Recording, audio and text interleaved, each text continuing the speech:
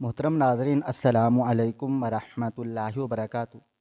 میرے سسرال کی پرانی حویلی کا ایک کمرہ ہمیشہ بند رہتا تھا، جہاں جانے کی کسی کو اجازت نہیں تھی۔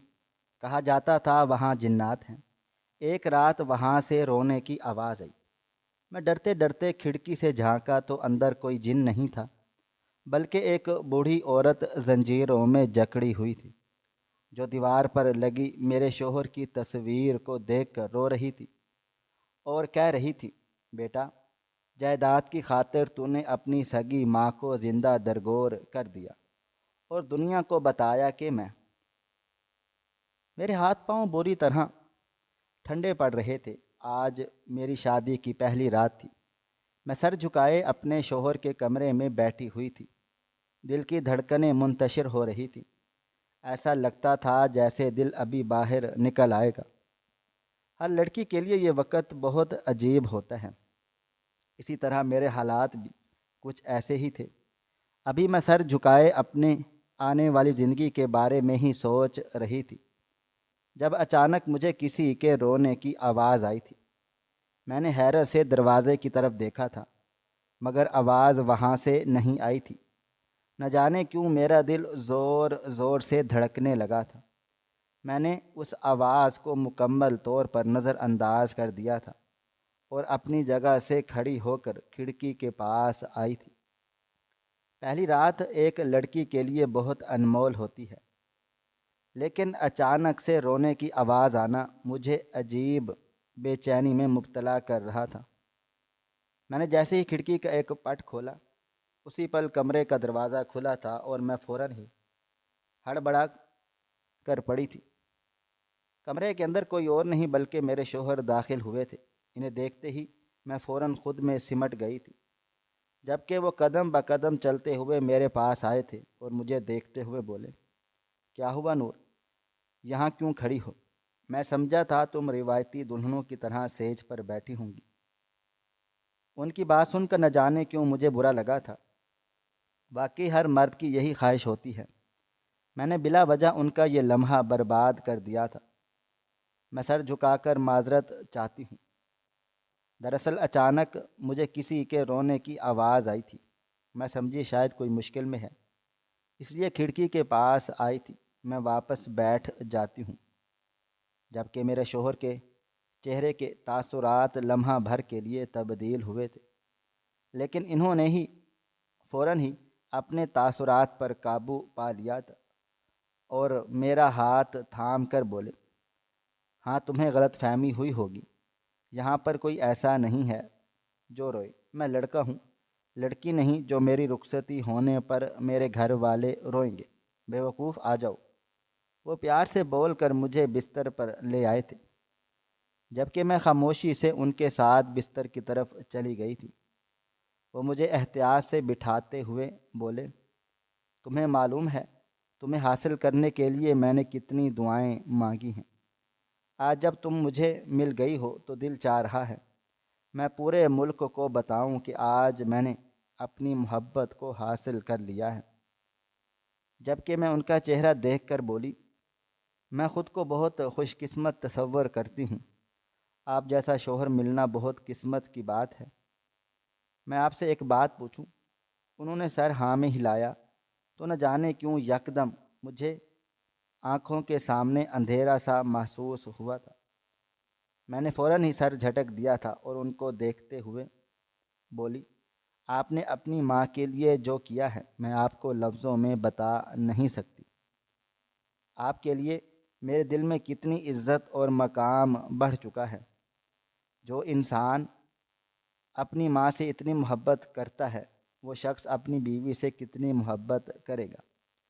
جبکہ وہ ہلکا سا مسکرائے تھے اور مجھے دیکھتے ہوئے بولے، مجھے لگا تھا کہ تم خفا ہو جاؤ گی۔ تمہارے اتنے اسپیشل مومنٹ پر میں نے امی کی تصویریں چلا دی تھیں۔ میں جانتا ہوں تمہیں برا لگا ہوگا، تمہارے خاندان کے کچھ لوگوں کا منہ بھی بنا تھا، لیکن میں ان کی کمی بہت محسوس کر رہا تھا، اس لیے پروجیکٹر میں ان کی تصاویر چلا کر خود کو تسلی دے رہا تھا کہ امی میرے آس پاس ہی موجود ہیں۔ اپنی ماں شوہر کی بات سن کر میں فوراً نزدیک ہوئی تھی اور ان کے چہرے پر ہاتھ رکھتے ہوئے بولی، ایسا بالکل نہیں ہے، میں بہت زیادہ خوش ہوں، صرف اس لیے نہیں کہ آپ نے اپنی ماں کی تصویریں پروجیکٹر پر چلائیں، بلکہ اس لیے کہ آپ اپنوں سے کتنی محبت کرتے ہیں۔ جو انسان اپنے خاندان سے محبت کرتا ہے وہ اپنی آنے والی نسل سے بھی پیار کرے گا۔ میں بہت مطمئن ہوں کہ آپ جیسا شوہر میری زندگی میں شامل ہوا ہے۔ میری بات سن کر انہوں نے میرے ہاتھ میں سونے کی انگوٹھی پہنائی تھی اور مجھے دیکھتے ہوئے بولے، آج میں مکمل ہو گیا ہوں، آج تم میری ہو۔ تمہارے لبوں سے یہ الفاظ سن کر میں اپنی کیفیت پر قابو نہیں کر پا رہا۔ شکریہ میری زندگی میں شامل ہونے کے لیے۔ جبکہ میں خاموشی سے سر جھکا گئی تھی۔ رات قطرہ قطرہ کر کے پگھلتی جا رہی تھی۔ اگلی صبح کا سورج پوری آب و تاب سے روشن ہوا تھا۔ صبح سویرے فجر کی اذان کے وقت ہی میری آنکھ کھل گئی تھی۔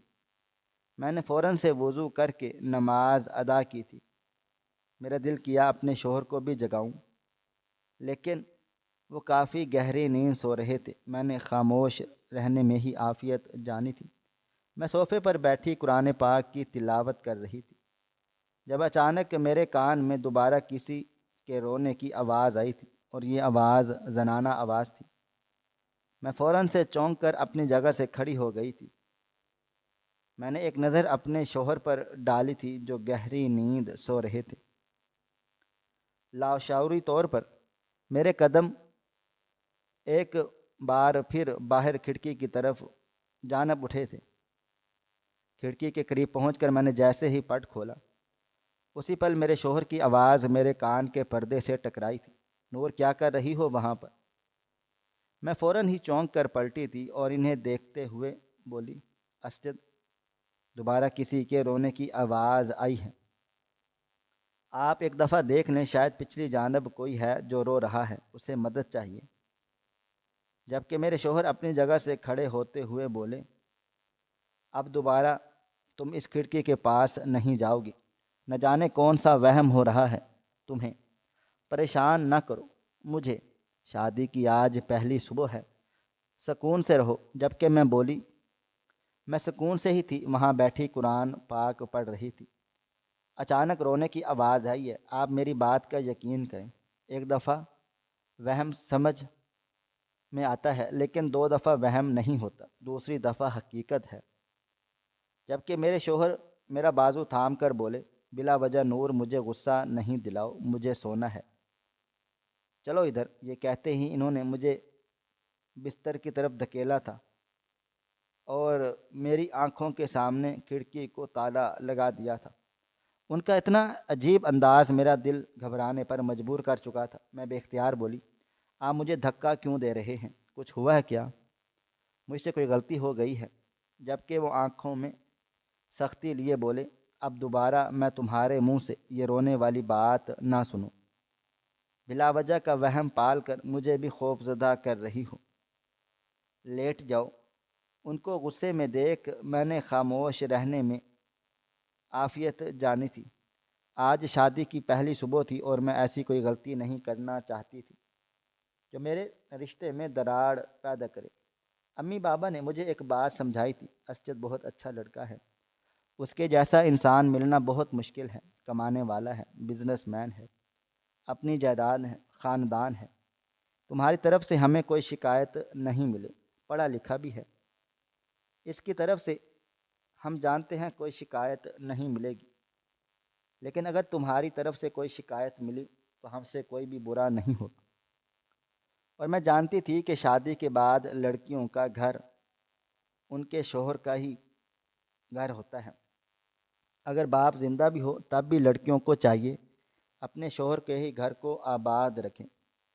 میں خاموشی سے لیٹ گئی تھی۔ وقت کی رفتار دھیرے دھیرے گزرتی جا رہی تھی۔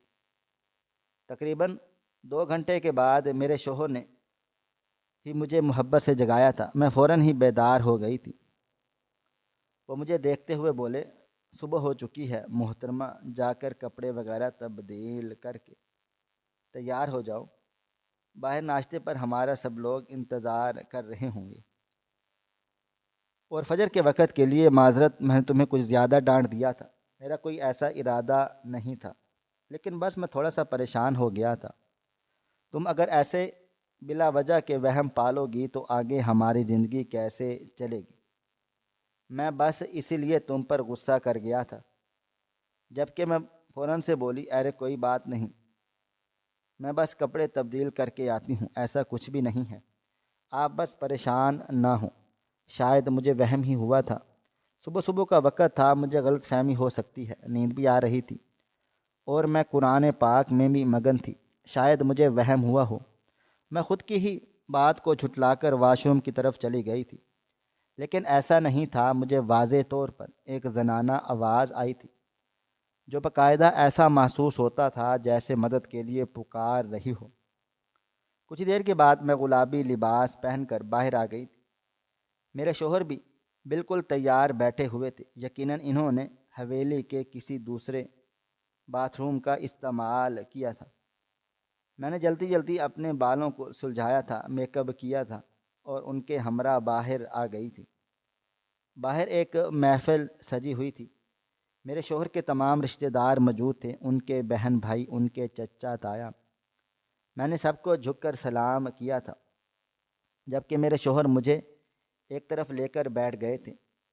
میں نے ایک دو دفعہ اٹھ کر کام کرنے کی کوشش کی تھی، لیکن انہوں نے میرے ہاتھ تھام کر مجھے منع کر دیا تھا۔ میرے شوہر کی حویلی میں ملازمین کی بھیڑ تھی۔ میں دل ہی دل میں بے حد خوش تھی کہ اللہ تعالیٰ نے مجھے کتنا اچھا انسان عطا کیا ہے، جو مجھے شادی کر کے لایا ہے مگر نوکرانی بننے نہیں دے رہا۔ ناشتہ بہت ہی خوشگوار انداز میں کیا گیا تھا اور پھر سب ولیمے کا ذکر چھیڑ کر بیٹھ گئے تھے۔ ابھی ان کی تائی کچھ کہتی، اسی پل میرے شوہر اپنی جگہ سے کھڑے ہوئے تھے اور سب کو دیکھتے ہوئے بولے، ولیمہ کرنا میری ذمہ داری ہے، بہتر ہوگا کہ آپ سب پریشان نہ ہوں۔ ولیمہ کس طرح کرنا ہے، کس طرح کی ارینجمنٹ ہوں گی اور کب کیا کیا جائے گا، یہ میرا مسئلہ ہے۔ امید ہے آپ لوگ میرے معاملات سے فاصلہ بنائے رکھیں گے۔ یہ کہتے ہی وہ کمرے سے چلے گئے تھے، جبکہ میں پتھر کی مورت بنی ان کی پشت دیکھتی رہ گئی تھی۔ ابھی جو میں خیال ہی خیال میں ان کی تعریفوں کے پل باندھ رہی تھی، یکدم سے میرے تمام پل ٹوٹ گئے تھے۔ میں حیران ہو کر ان کو دیکھ رہی تھی، جس طرح انہوں نے تمام بزرگوں کا منہ توڑا تھا۔ نہ جانے کیوں مجھے بے حد تکلیف ہوئی تھی۔ میں تمام لوگوں کو دیکھتے ہوئے دھیمی آواز میں بولی، شاید اسی وجہ سے پریشان ہیں، اپنی والدہ کو لے کر بہت ایموشنل ہیں، شاید ان کی کمی محسوس ہو رہی ہو، اس لیے آپ سب سے ایسا کہہ دیا۔ آپ لوگ برا نہیں ماننا، میں بات کروں گی، ولیمہ تو ہونا ہی ہے، ولیمہ سنت رسول ہے، ہم جلد کریں گے۔ ایک اچھی بیوی ہونے کی حیثیت سے میں نے فوراً ہی معاملے کو سنبھال لیا تھا، جبکہ فوراً ہی باتوں کا رخ موڑ کر میں نے بارات کے ایونٹ پر سب کو موڑ لیا تھا۔ بلا وجہ میں اپنے شوہر کے لیے کسی کے دل میں برائی نہیں رکھنا چاہتی تھی، کیونکہ سبھی میرے شوہر سے بہت محبت سے پیش آ رہے تھے۔ میرا فرض تھا اپنے شوہر کی غلطیوں پر پردہ ڈالنا۔ کافی دیر تک تمام مہمان میرے ساتھ بیٹھے رہے تھے اور پھر دھیرے دھیرے کر کے سب چلے گئے تھے۔ میں فوراً اپنے کمرے میں چلی آئی تھی۔ میرے شوہر پورے کمرے میں اندھیرا کیے صوفے پر بالکل خاموش بیٹھے ہوئے تھے۔ میں نے فوراً لائٹس آن کی تھی جب بے اختیار وہ چلائے، بند کرو لائٹ، دماغ چل گیا ہے تمہارا، نظر نہیں آ رہا، اندھیرا کیا ہوا ہے۔ جبکہ میں فوراً سے ہڑبڑا کر لائٹس بند کر دی تھی۔ مجھے بالکل سمجھ نہیں آ رہا تھا کہ انہیں اچانک سے ہوا کیا ہے۔ ابھی تھوڑی دیر پہلے وہ کتنے اچھے طریقے سے برتاؤ کر رہے تھے اور اب ان کا مزاج ہی نہیں مل رہا تھا۔ چند لمحے تک میں دروازے پر کھڑی ان کو دیکھتی رہ گئی تھی اور پھر ہمت کر کے ان کی طرف بڑھی تھی۔ میں بیوی تھی، میرا فرض بنتا تھا اپنے شوہر کا حال دل جاننا۔ میں ان کے نزدیک پہنچی تو اچانک ہی انہوں نے میرا ہاتھ تھام کر اپنے نزدیک بٹھا لیا تھا اور مجھے گلے لگا کر پھوٹ پھوٹ کے رونا شروع ہو گئے تھے۔ میرے ہاتھ پاؤں کپ کپانا شروع ہو چکے تھے۔ میں بے اختیار بولی، کیا ہوا اسجد؟ آپ اس طرح رو رہے ہیں کیوں؟ آپ کی طبیعت ٹھیک ہے؟ میں کسی کو بلاؤں؟ جبکہ وہ سر نفی میں ہلا کر بولے، تم نہیں جانتی نور، میں آج کتنی اذیت میں ہوں۔ میں اپنی اذیت کسی کو نہیں بتا سکتا۔ میں فوراً سے بولی، آپ مجھے بتائیں، میں آپ کی ہر تکلیف سنوں گی، کچھ تو بولیں پلیز اسجد، مجھے پریشانی ہو رہی ہے۔ آپ ابھی تھوڑی دیر پہلے ہنس رہے تھے، لیکن اچانک ہوا کیا ہے؟ پلیز کچھ تو بولیں۔ جبکہ وہ اپنی جگہ سے کھڑے ہوتے ہوئے بولے، میں کروں گا ولیمہ، لیکن کچھ وقت چاہیے۔ مجھے ان کا لہجہ بھیگا ہوا تھا، مجھے بالکل بھی سمجھ نہیں آ رہا تھا آخر وہ روئے کیوں؟ کیا واقعی وہ اپنی ماں کو یاد کر رہے تھے یا پھر کوئی اور بات تھی؟ میرا دل و دماغ اب عجیب عجیب خیالات بننے لگا تھا۔ کوئی دیر تک وہ کمرے میں خاموشی سے کھڑے اس کھڑکی کو دیکھتے رہے تھے اور پھر وہاں سے چلے گئے تھے۔ ان کے جاتے ہی میں نے فوراً سے کمرہ روشن کیا تھا۔ اندھیرے سے مجھے وحشت محسوس ہوتی تھی۔ میں بالکل سن ہو کر اپنی جگہ پر بیٹھی ہوئی تھی۔ ابھی تھوڑی دیر پہلے کمرے کے اندر کیا ہوا تھا، کس طرح میرے شوہر روئے تھے اور کس طرح انہوں نے عجیب نگاہوں سے کھڑکی کو دیکھا تھا، یہ خیالات میرے دل و دماغ میں ہتھوڑے کی مانند برس رہے تھے۔ کچھ دیر تک میں وہیں بیٹھی رہی تھی اور پھر اچانک میرا دماغ کچھ مجھے سگنل دینے لگا تھا۔ آخر اس کھڑکی کے پیچھے ایسا کیا ہے جو وہاں سے عورت کے رونے کی آواز آتی ہے؟ میرے شوہر ابھی بھی اس کھڑکی کو کیوں دیکھ رہے تھے؟ کئی طرح کے خیالات میرے دل و دماغ میں آئے تھے اور میں اسی پل اپنا دوپٹہ سنبھالے کمرے سے باہر آ گئی تھی۔ ملازمین معمول کے مطابق اپنے کاموں میں مشغول تھے۔ میں نے فوراً ایک ملازمہ کو پکارا تھا۔ وہ فوراً میری آواز پر قریب آ گئی تھی اور سر جھکا کر شرمیلی آواز میں بولی، جی دلہن بیگم، کوئی حکم ہے؟ میں فوراً سے بولی، صاحب کہاں گئی؟ کیا وہ جا چکے ہیں؟ اس نے سر ہاں میں ہلایا تھا اور مجھے دیکھتے ہوئے بولی، کافی ڈسٹرب ہو کر گھر سے نکلے ہیں۔ میں نے ان سے کھانے کا بھی پوچھا تو مجھے بھی ڈانٹ دیا۔ دلہن بیگم، آپ کو کوئی کام ہے تو آپ حکم کریں۔ جبکہ میں سر نفی میں ہلا کر حویلی کے مین انٹرس پر چلی آئی تھی، جہاں سے پورچ صاف نظر آتا تھا۔ وہاں پر میرے شوہر کی گاڑی نہیں کھڑی ہوئی تھی۔ میں قدم بقدم حویلی سے باہر آ کر پچھلے حصے کی طرف بڑھ گئی تھی۔ حویلی سے باہر ایک بہت بڑا لان تھا اور اس کے پیچھے بھی ایک باغیچہ تھا۔ دل زور زور سے دھڑک رہا تھا۔ پچھلے حصے کی جانب آتے ہی مجھے عجیب سی گھٹن ہونے لگی تھی۔ پورا باغیچہ اجڑا ہوا تھا، ہر طرف پھول بکھرے ہوئے تھے، گھاس پھوس اور حویلی کا ہر خراب سامان وہیں پر پڑا ہوا تھا۔ میں نے پوری طرح اس جگہ کا جائزہ لیا تھا، مگر ایسا کچھ بھی نظر نہیں آیا تھا جو مجھے خطرناک لگ رہا تھا۔ سب کچھ معمول کے مطابق ہی لگ رہا تھا۔ کچھ دیر تک میں وہیں کھڑی ہو کر وہاں کا جائزہ لیتی رہی تھی۔ ایک لمحے کے لیے دل کیا کہ اس سامان کو کراس کر کے میں اندر جاؤں، وہاں کا اچھی طرح سے جائزہ لوں، لیکن میں لوٹ جانے میں ہی عافیت جانی تھی۔ میں واپس حویلی کے اندر آ گئی تھی۔ آج میری پہلی صبح تھی جو اچھی خاصی خراب ہو چکی تھی۔ میں نے اب کچن کا رخ کیا تھا۔ میرے شوہر کا موڈ خراب تھا اور ایک اچھی بیوی ہونے کی حیثیت سے مجھ پر لازم تھا کہ میں اپنے شوہر کا موڈ اچھا کرتی۔ میں نے فوراً ہی ان کے لیے کھانا بنانے کا سوچا تھا۔ میری امی اکثر کہتی تھیں، شوہر کا دل اگر جیتنا ہے تو اس کا پیٹ اچھی طرح سے بھرو۔ میں سر جھکائے اپنے کام میں مشغول ہو گئی تھی۔ مجھے بریانی اور کھیر بہت اچھی بنانی آتی تھی، اس لیے اب میں جلدی جلدی ہاتھ چلا کر کاموں میں لگی ہوئی تھی۔ 2-3 دفعہ ملازمہ نے مجھے ٹوکا تھا کہ آپ اتنی جلدی کھانا کیوں بنا رہی ہیں؟ آپ دلہن بیگم ہیں، آپ حکم کریں، آپ کے مطابق ہم کھانا بنائیں گے۔ لیکن میں نے منع کر دیا تھا۔ فی الحال مجھے صرف اور صرف اپنے شوہر کو دیکھنا تھا۔ پہلی صبح، دوسری صبح، ان چیزوں سے مجھے کوئی فرق نہیں پڑ رہا تھا۔ اگر کوئی فرق پڑ رہا تھا تو وہ صرف اتنا تھا کہ اسجد روتے ہوئے گھر سے چلے گئے تھے، اور وہ کیوں روئے تھے اس بات سے میں نہ واقف تھی، اور نہ ہی میں ان کے زخم کو کریدنا چاہتی تھی۔ اس لیے میں جلدی جلدی اپنے کاموں میں ہی لگی رہی تھی۔ تقریباً 3 گھنٹے میں نے کھانا وغیرہ تیار کر لیا تھا اور اب اپنے شوہر کا انتظار کرنے لگی تھی، لیکن وقت گزر رہا تھا اور شوہر آنے کا نام ہی نہیں لے رہے تھے۔ تقریباً شام کے 6 بج گئے تھے۔ میں اکیلی ہی حال میں بیٹھی ان کا انتظار کر رہی تھی۔ انہیں اس طرح آج کے دن نہیں جانا چاہیے تھا۔ مجھے معلوم تھا کہ ان کا کام باہر کا ہی ہے، لیکن آج ہماری شادی کا پہلا دن تھا۔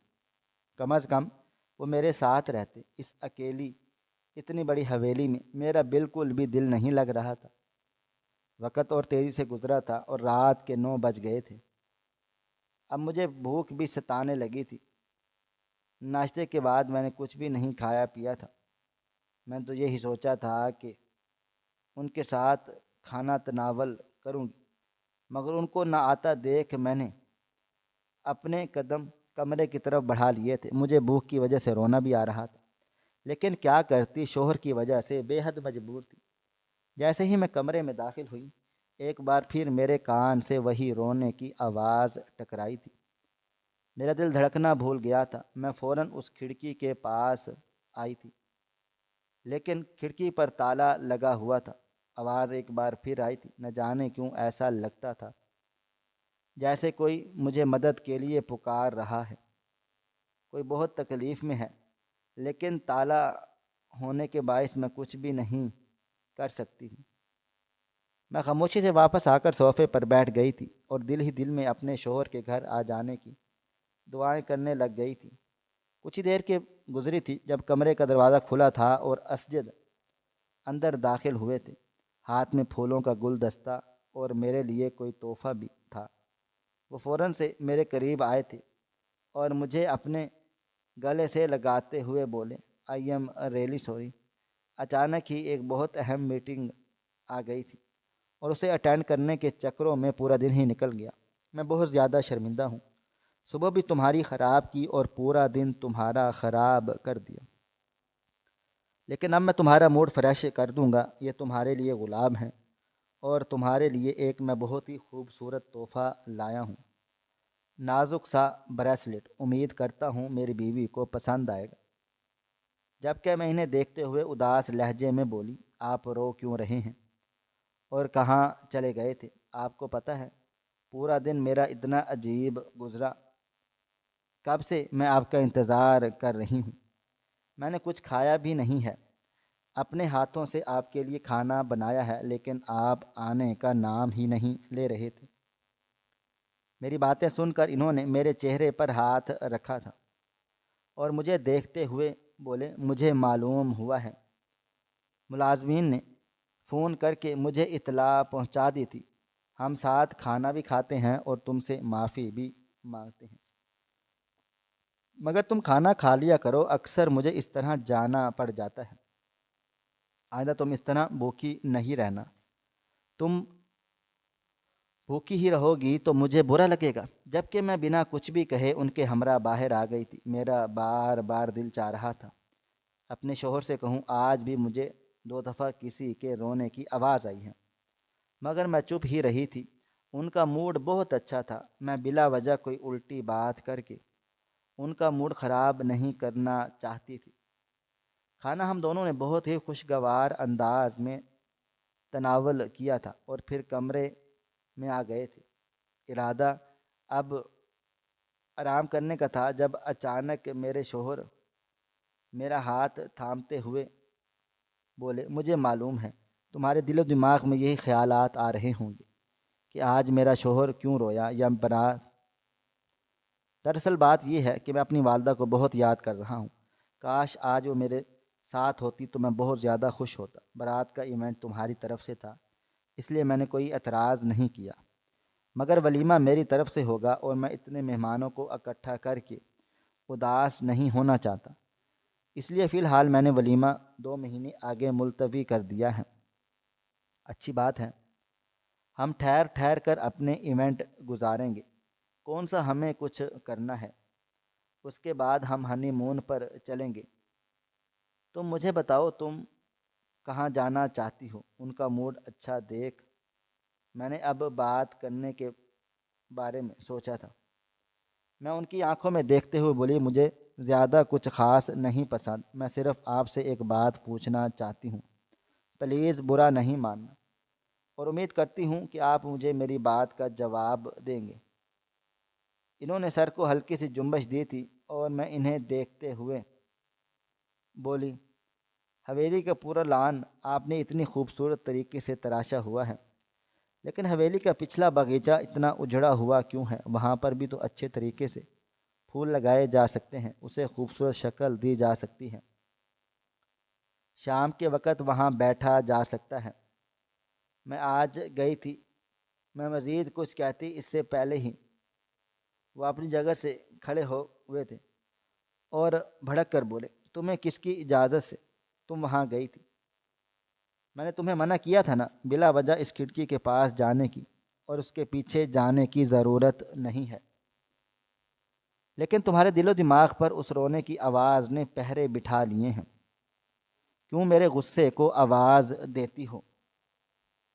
میں تمہیں خوش رکھنا چاہتا ہوں، لیکن تم شاید خوش رہنا ہی نہیں چاہتی۔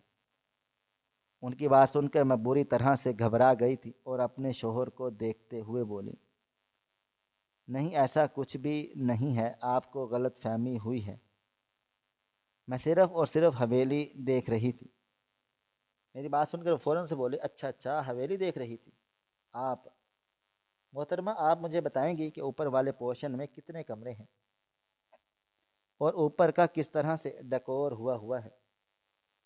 میں بالکل خاموش ہو گئی۔ وہ بالکل ٹھیک بول رہے تھے، میں نے حویلی نہیں دیکھی تھی، بلکہ میں تو بس پچھلا باغیچہ دیکھنے ہی چلی گئی تھی اور اس کے بعد کھانا بنانے میں مشغول ہو گئی تھی۔ میں جب کچھ نہیں بولی تو اچانک انہوں نے میرا بازو تھاما تھا اور میری آنکھوں میں دیکھتے ہوئے بولے، ایک بات یاد رکھنا، اگر میری زندگی میں شامل رہنا چاہتی ہو تو میرے اصول کے مطابق تمہیں زندگی گزارنی ہوگی۔ تم حویلی کے باہر میری اجازت کے بغیر قدم نہیں رکھو گی، باہر بڑے لان میں بھی نہیں جاؤ گی، اور پچھلے باغیچے کی جانب جانے کی ضرورت نہیں ہے۔ میں نے ویسے بھی طے کر لیا ہے کہ ہم دونوں یہ کمرہ چھوڑ کر کسی اور کمرے میں شفٹ ہوں گے۔ حویلی میں بہت کمرے ہیں، ہم کہیں بھی رہ سکتے ہیں۔ تمہارا دل و دماغ اس کمرے میں رہتے ہوئے کچھ زیادہ ہی چل رہا ہے۔ کبھی رونے کی آوازیں آ جاتی ہیں تو کبھی باغیچے میں چلی جاتی ہوں۔ بہتر ہے کہ میں تمہارا بندوبست کر ہی دوں۔ یہ کہہ کر وہ کمرے سے چلے گئے تھے، جبکہ میں بالکل عجیب کیفیت میں مبتلا ہو گئی تھی۔ ایک انسان کا اتنی چھوٹی چھوٹی باتوں پر اتنا خطرناک رد عمل آنا کچھ ٹھیک نہیں تھا۔ مجھے اب پریشانی ہونے لگی تھی۔ اچانک سے اتنا غصہ ہو جانا کوئی اچھی بات نہیں ہوتی، اور یہ بات مجھے بہت اچھے طریقے سے سمجھ آ رہی تھی۔ اگر میرا شوہر مجھے سمجھے گا ہی نہیں تو ہم دونوں زندگی کیسے گزاریں گے؟ اس طرح تو میں گھٹ گھٹ کر مر جاؤں گی، اپنے دل کی کوئی بات ان سے نہیں کر پاؤں گی۔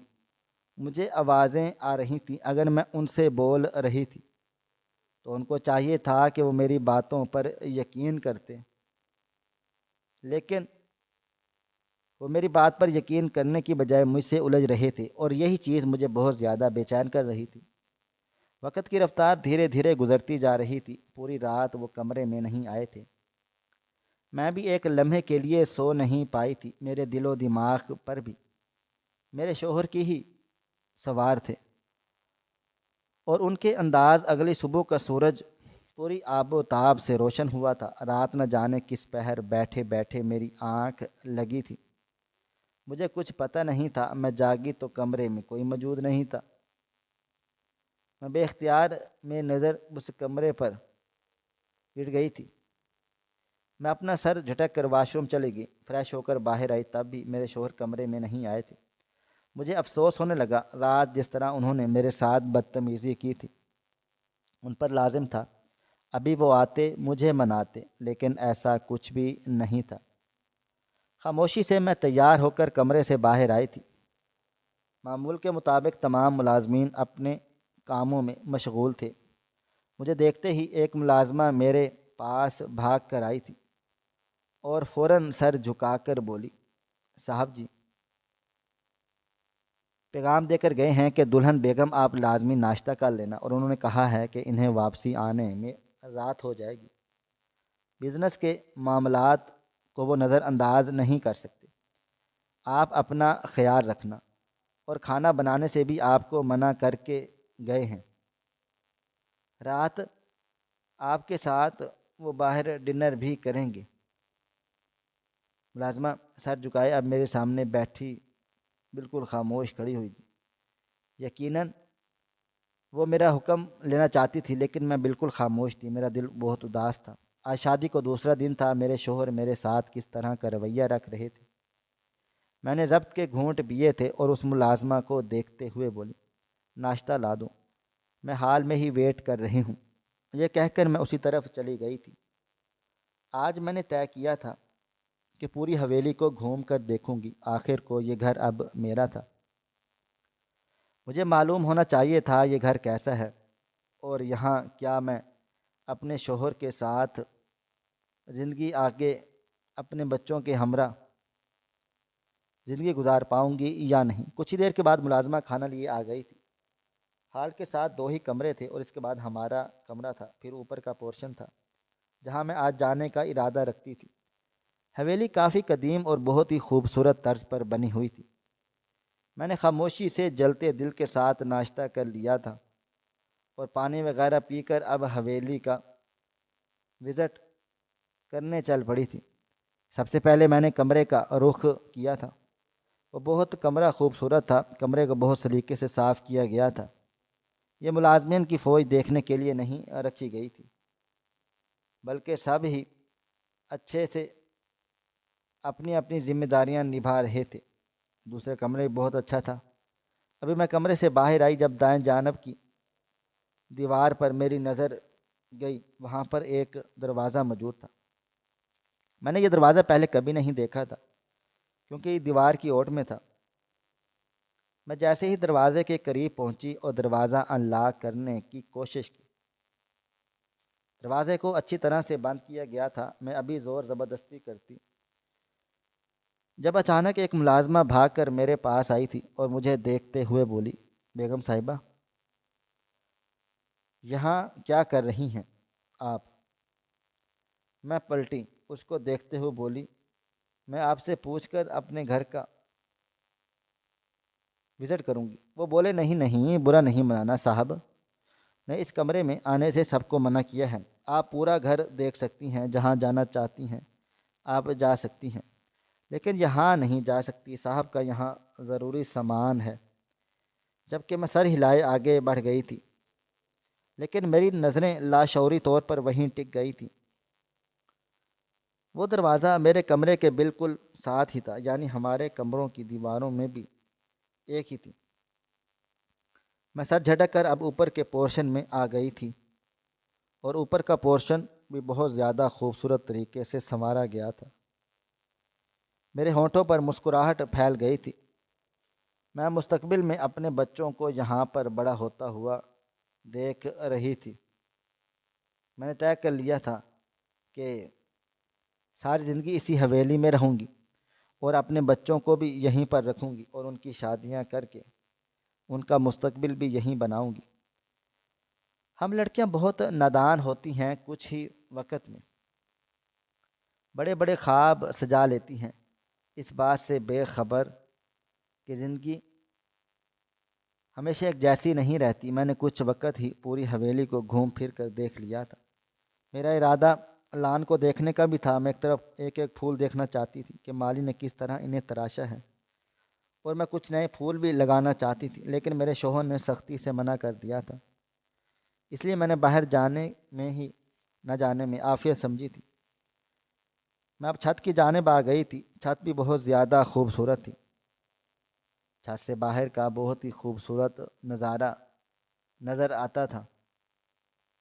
میں نے دل میں طے کر لیا تھا کہ رات جب شوہر آئیں گے تو ان کے ساتھ بیٹھ کر چائے پیوں گی، مگر میں جانتی ہی نہیں تھی کہ رات کتنا بڑا امتحان لے کر آ رہی ہے۔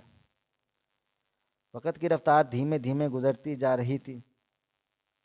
پورا دن میں نے ملازمین سے بات کرتے کرتے گزار دی تھی۔ میرا موبائل فون بھی میرے اپنی ماں کے گھر تھا۔ میری اماں کا کہنا تھا کہ موبائل لے کر نہیں جانا، شوہر اگر دلائے تو سو بسم اللہ، اپنا موبائل لے کر جانے کی ضرورت نہیں ہے۔ بلا وجہ شوہر شک کرتے ہیں اور میں بھی اس بات کو سمجھتی تھی۔ آج کل کے دور میں مرد حضرات بہت کم خواتین پر بھروسہ کرتے ہیں اور میں اپنے شوہر کا بھروسہ توڑنا نہیں چاہتی تھی۔ پلان کے مطابق میرے شوہر رات گھر سے آ گئے تھے۔ ان دونوں کے آنے سے پہلے ہی میں اچھی طرح تیار ہو کر بیٹھ گئی تھی۔ انہوں نے مجھے آتے ہی سلام کیا تھا اور کمرے کے اندر چلے گئے تھے۔ نہ قریب آئے تھے نہ مجھے گلے سے لگایا تھا۔ میرا دل بہت اداس ہو گیا تھا۔ کیا وہ مجھ سے ناراض تھے یا پھر کوئی اور بات تھی؟ میں نہیں جانتی تھی۔ کچھ دیر کے بعد وہ تیار ہو کر باہر آئے تھے اور مجھے دیکھتے ہوئے بولے، چلو ڈنر پر چلتے ہیں، رات کافی ہو چکی ہے، واپسی پر بھی دیر ہو جائے گی۔ جبکہ میں سر جھکائے ان کے ہمراہ باہر آ گئی تھی۔ گاڑی میں بھی ہم دونوں کے درمیان بالکل خاموشی تھی۔ میرا دل چاہ رہا تھا کہ میں ان سے باتیں کروں، ان سے پوچھوں کہ آپ کا دن کیسا گزرا اور کیسی مصروفیات تھیں، لیکن میری ہمت ہی نہیں ہو رہی تھی۔ ایک لڑکی کے لیے سب کچھ آسان نہیں ہوتا۔ وہ اپنا گھر بار چھوڑ کر آتی ہے، اس کے پارٹنر کو چاہیے کہ اس کو سمجھے، اس کے جذبات کی قدر کریں۔ اس وقت میں اسے ایموشنل سپورٹ کی بہت ضرورت ہے۔ اگر یہ ایموشنل سپورٹ شوہر نہ دے تو ایک عورت کو بہت تکلیف ہوتی ہے، اور اس تکلیف سے میں گزر رہی تھی۔ ڈنر کے درمیان بھی کوئی بات چیت نہیں کی گئی تھی، بس خاموش ہی تھے۔ واپسی پر ہمارے درمیان کوئی بات چیت بھی نہیں ہوئی تھی۔ اب میرا دل بہت زیادہ گھبرا رہا تھا۔ میں نے دھڑکتے دل کے ساتھ ان کے ہاتھ پر اپنا بازو رکھ دیا تھا تو اچانک انہوں نے اپنا ہاتھ میرے ہاتھ کے نیچے سے نکال لیا اور سٹیئرنگ پر تھما کر گاڑی چلانے میں مصروف ہو گئے تھے۔ خوب رونا آیا تھا، آنکھوں سے آنسو بھی بہہ گئے تھے، لیکن میرے شوہر کو کوئی فرق نہیں پڑا تھا۔ مگر اب بس ہو چکی تھی۔ گھر میں داخل ہوتے ہی میں نے ان کی کلائی کو تھام لیا تھا اور ان کو دیکھتے ہوئے بولی، آپ مجھ سے کیوں ناراض ہو رہے ہیں؟ مجھ سے ایسی کون سی غلطی ہو گئی ہے؟ شاید آج ہی دوسرا دن ہے اور آپ مجھ سے ناراض ہو گئے ہیں۔ اگر کوئی غلطی ہوئی ہے تو میں معافی مانگ لیتی ہوں، پلیز اس طرح مت کریں۔ میرا آپ کے سوا کون ہے اس گھر میں؟ میں کسی کو بھی نہیں جانتی اور نہ ہی اس گھر میں کوئی ہے، تو کم از کم آپ میرے جذبات کی قدر کر لیں۔ سارا دن میں آپ کا انتظار کرتی رہی ہوں، آپ کو یاد کرتی رہی، اس لیے کہ آپ جب آئیں گے تو اتنا بڑا منہ بنا لیں گے۔ پلیز ایسا مت کریں۔ میں آپ کے آگے ہاتھ جوڑتی ہوں۔ اور مجھے روتا ہوا دیکھ وہ پگھل گئے تھے اور میری آنکھوں میں سے دیکھتے ہوئے بولے، میں صرف تمہیں اس لیے معاف کر رہا ہوں کہ تم میری شریک حیات ہو، لیکن آئندہ کے بعد تم مجھ سے کوئی فضول سوالات نہیں کرو گی اور نہ ہی بحث کرو گی۔ اگر تم نے بلا وجہ کی بحث کی تو یاد رکھنا ہم دونوں کی کبھی نہیں بن سکتی۔ میں خاموش ہو گئی تھی۔ دل تو چاہ رہا تھا کہ ان کو الٹے جوابات دوں، لیکن میں اپنا رشتہ برباد نہیں کرنا چاہتی تھی، اور یہ میری زندگی کا گولڈن ٹائم تھا۔ جیسے میں نے خوشیوں پر بھرا گزارنا چاہتی تھی۔ وقت کی رفتار نہ کبھی تھم پائی ہے نہ تھم سکے گی۔ کمرے میں سے مجھے کئی دفعہ رونے کی آوازیں آتی تھی، لیکن میں پھر بھی کچھ نہیں کہتی تھی۔ خوف بھی آتا تھا، لیکن میں خاموشی کے رہتی تھی۔ نہ جانے میرے دل میں کیا کیا چل رہا تھا، کیوں آتی تھی، اور میرے کون تھا جو اتنے درد میں بھی تھا، اور آوازیں آج بھی معمول آ رہی تھیں۔ میری نظر شروع طور پر کسی کمرے کی طرف جاتی تھی جو بند تھا۔ میں دوسری طرف ملازمہ سے پوچھا، اس نے مجھے یہ بولا تھا، صاحب جی کا سامان بھی ہے، اور ہم نے سنا ہے اس کمرے میں جنات بھی ہیں۔ یہی وجہ ہے کہ صاحب جی کسی کو بھی یہاں جانے نہیں دیتے، قدیم حویلی ہے۔ ایسے معاملات ہوتے ہی ہیں۔ جب کہ میں خاموش ہو گئی تھی، اور اب مجھے تھوڑا تھوڑا شک ہونے لگا تھا، کیا واقعی ایسا ہے یا پھر جھوٹ بولا جا رہا ہے؟ اس کمرے کی ایک چھوٹی سی کھڑکی جو روشن دان کی بنا ہوئی تھی مانت تھی، وہ میرے کمرے میں کھلتی تھی، مگر میرے شوہر نے اسے بند کیا ہوا تھا۔ آج صبح سے ہی میرے دل و دماغ میں عجیب عجیب خیالات آ رہے تھے۔ میں اندر جھانک کر دیکھوں گی، اندر ایسا بھی کیا ہے؟ میں نے بمشکل صوفہ کھینچ کر اس کھڑکی کے نیچے لگا دیا تھا۔ میں کھڑی ہوئی، مگر روشن دان اوپر تھا، میرا سر وہاں تک نہیں پہنچ پا رہا تھا۔ میں اب مزید گھبرا رہی تھی، اگر میں نے کوئی اسٹول وغیرہ رکھا تو میں بری طرح گر جاؤں گی اور مجھے چوٹ بھی لگ سکتی ہے۔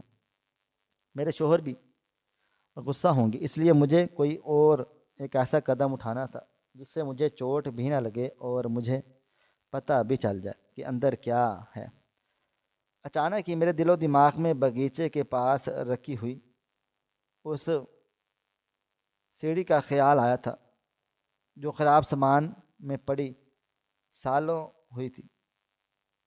میں فوراً سے باہر آئی تھی، وہ دو ملازمہ کچن میں لگی ہوئی تھیں اور ایک ملازمہ زینے پر صفائی کر رہی تھی اور باقی کام والے باہر تھے۔ میں نے دھڑکتے دل کے ساتھ پچھلے حصے کی طرف آ گئی۔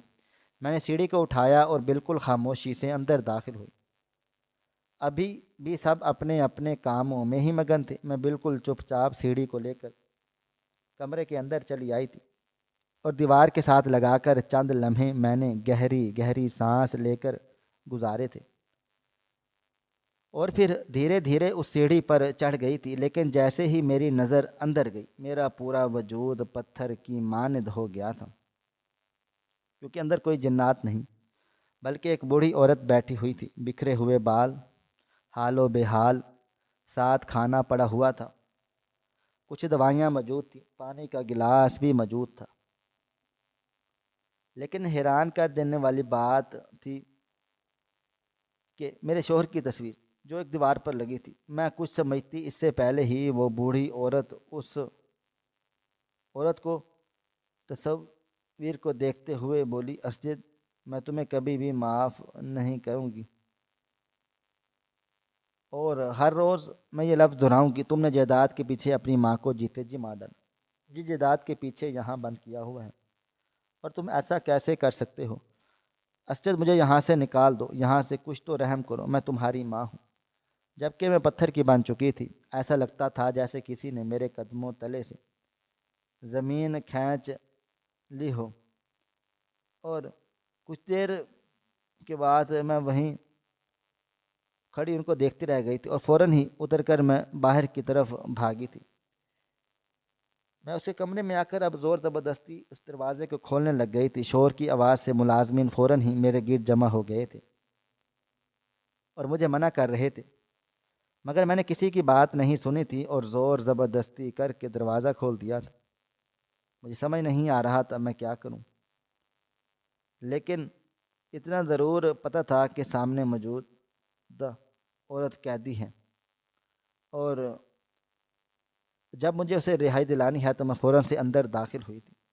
جبکہ وہ عورت مجھے کوئی دیر دیکھتی ہی رہی تھی، پھر بمشکل اپنے قدموں پر کھڑی ہو کر میرے سینے سے لگ گئی تھی۔ میرا چہرہ بے اختیار چومتے ہوئے بولی، تم اسجد کی بیوی ہو نا، نور ہو نا؟ میں اونچی اونچی آواز میں روتی تھی تاکہ تم تک آواز پہنچے۔ تم میرے پاس کیسے پہنچ گئی؟ مجھے یقین نہیں آ رہا۔ جبکہ میں ان کو دیکھتے ہوئے بولی، یہ کیا ماجرا ہے اماں، آپ یہاں کیوں قید ہیں؟ اور پھر جو بات انہوں نے روتے ہوئے مجھے بتائی، اس بات نے میرے 14 طبق روشن کر دیے تھے۔ وہ مجھے دیکھتے ہوئے بولی، مجھے اسجد نے قید کر رکھا ہے یہاں پر، اس نے ظلم کی داستان اپنے ماں پر، اس نے مجھے یہاں پر بند کر دیا صرف اس لیے کہ جائیداد میرے نام پر ہے۔ مجھے جیتے جی مار ڈالا۔ میں نے اس کو بولا بھی تھا تم یہ ساری جائیداد رکھ لو، لیکن میرا مقام مجھ سے مت چھینو، مجھے سکون سے عذاب کی زندگی گزارنے دو، لیکن اس نے میری ایک بات نہیں سنی۔ اس کو لگتا تھا اگر وہ کرے گا تو دنیا اس پر تھو تھو کرے گی، اس لیے اس نے دنیا کے سامنے مجھے مار دیا اور یہاں قید کر کے تمام جائیداد اپنے پاس رکھ لی۔ مگر میں قید میں نہیں رہنا چاہتی، میں یہاں قید رہ کر پاگل پاگل ہو جاؤں گی، اور میں تمہارے لیے آگے ہاتھ جوڑتی بھی ہوں کہ بیٹا مجھے یہاں سے نکال دو، خدا تمہیں بہت نوازے گا۔ جبکہ میری آنکھوں سے آنسو بہنا شروع ہو گئے۔ مجھے اب سمجھ آیا تھا کہ میرے شوہر اتنے زیادہ پریشان کیوں رہتے تھے، کیوں اتنا زیادہ ہر چیز سے چڑھتے تھے۔ کوئی ان کی جداد کی تعریف کرتا تو انہیں غصہ آ جاتا تھا، کیونکہ یہ سب کچھ انہی کا نہیں تھا بلکہ ان کی ماں کا تھا۔ میں نے انہیں وہاں سے رہائی دلائی، اس بات سے انجان کہ یہ رہائی میرے لیے بہت سخت ثابت ہونے والی ہے۔ شام میں جب مسجد آئے اور انہوں نے اپنی ماں کو باہر دیکھا تو وہ پتھر کے بن چکے تھے، اور پھر میں نے آگے بڑھ کر ان کے چہرے پر ایک زوردار تھپڑ رسید کر دیا اور ان کو دیکھتے ہوئے بولی، شرم سے مر جانا چاہیے، آپ اپنی جیسی نہیں ہوتی، آپ کو انہوں نے پیدا کیا ہے اور آپ نے چند لاکھ کی خاطر اپنی ماں کو قید کر دیا، دنیا کے سامنے مار دیا، کیسے بیٹے ہو تم؟ جبکہ وہ بولے، تم میرے معاملات میں کیوں دخل دیتی ہو، تمہیں کیوں سمجھ نہیں آتا، میں تمہیں ابھی کے ابھی اپنے گھر سے نکال دوں گا۔ جبکہ میں ان کو دیکھتے ہوئے بولی، ابھی نکال دیں مجھے کوئی فرق نہیں پڑتا، میں آپ جیسے انسان کے ساتھ رہنا ہی نہیں چاہتی۔ میں سمجھتی تھی کہ آپ بہت اچھے اور نیک انسان ہیں، قدر کرنے والے ہیں، لیکن آپ ایک بے بس اور عزت دار اور بے مروت لوگ بھی شامل ہیں جو دولت کے پیچھے بھاگ رہے ہیں۔ رہی آپ کی ماں کی بات، تو میں انہیں خود اولڈ ہوم میں ڈال رہی ہوں اور خود اپنا سامان لے کر یہاں سے جا رہی ہوں۔ جب آپ کو طلاق کے کاغذات پہنچ جائیں گے، اب آپ اکیلے رہیں، دوسری شادی بھی کر کے آپ کو سکون حاصل نہیں ہوگا۔ میں اس خاتون کو لے کر اس گھر سے نکل گئی تھی، میں نے انہیں اولڈ ہوم بھیج دیا تھا اور خود اپنے گھر واپس آ گئی تھی۔ میرے ماں باپ نے مجھے بہت زیادہ سمجھایا تھا کہ یہ ان کے اپنے معاملات ہیں، تم اتنا رد عمل کیوں دے رہی ہو؟ لیکن میں سوچتی تھی کہ جو شخص اپنی ماں کے ساتھ ایسا کر سکتا ہے وہ میری اولاد کے ساتھ بھی ایسا ہی کرے گا۔ میں نے 1 مہینے کے بعد ان سے علیحدگی اختیار کر لی تھی، اور اب میں نے دوسری شادی کی ہے، وہ بھی ایک کنوارے انسان سے جو مجھے بہت پیار کرتا ہے۔ آپ پہلے شوہر کی طرح امیر نہیں ہے، لیکن دل کا بہت ہی نیک ہے، جو مجھے سمجھتا ہے، میرے جذبات کی قدر کرتا ہے، مجھے اپنے گھر کی ملکہ بنا کر رکھتا ہے۔ میں تمام سننے والوں کو ایک پیغام دینا چاہوں گی، اپنی زندگی کو مشکل نہیں بناؤ۔ اگر آپ کو شک پیدا ہو رہا ہے کہ آپ کا لائف پارٹنر کچھ غلط کاموں میں ملوث ہے جن کی کوئی معافی تلافی نہیں، آپ ان سے بات کریں۔ اگر بات نہ بنے تو اپنے لیے بہتر فیصلہ لے لیں اور خود کو ساری زندگی کے عذاب میں نہ جھونکیں، اور خاص کر ایسے مردوں سے پرہیز کریں جو اپنے ماں باپ کو نہیں سمجھتے۔ جو اپنے ماں باپ کو نہیں سمجھتا وہ اپنے آپ کو کیا ہی سمجھے گا؟ ایک وقت کے بعد آپ کو بھی بھول جائے گا، کیونکہ اس کے سینے میں دل نہیں پتھر ہے۔ ناظرین، آپ کو ہماری آج کی کہانی کیسی لگی؟ کومنٹ باکس میں اپنی رائے کا اظہار ضرور کریں۔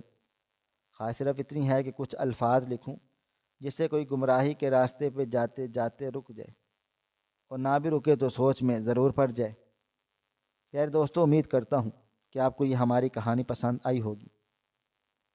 کہانی پسند آئی ہو تو ویڈیو کو لائک کریں، کومنٹس کریں، شیئر کرنا بالکل بھی نہ بھولیں۔ اور ہاں، اگر آپ لوگ اس چینل پر نئے ہیں تو ہمارے چینل ہریرہ انفو کو سبسکرائب ضرور کر لیں اور نوٹیفیکیشن کو ضرور دبا دیں تاکہ آنے والی کہانی سب سے پہلے آپ کو مل سکے۔ ملتے ہیں کل ایک نئی اور دلچسپ کہانی کے ساتھ، تب تک اپنا ڈھیر سارا خیال رکھیے گا۔ اللہ حافظ۔